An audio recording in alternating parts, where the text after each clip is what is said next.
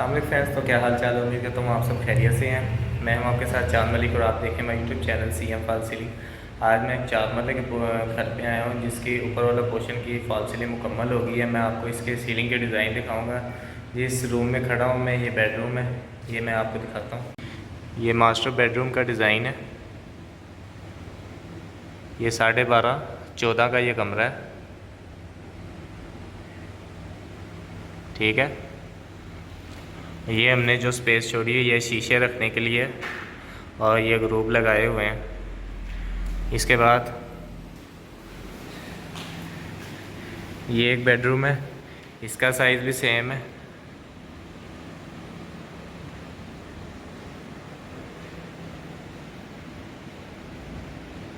ये जो इस साइड पे जो बॉक्स है ये हमने थोड़ा सा बड़ा लगाया हुआ क्योंकि इस दीवार पे मुकम्मल तौर पे अलमारी बनेगी, ठीक है। और ये टीवी लॉन का ये एरिया लगता है, ये गली नुमाई है, ये आप देख सकते हैं। और ये टीवी लॉन है, ठीक है। टीवी लॉन के साथ ये किचन है।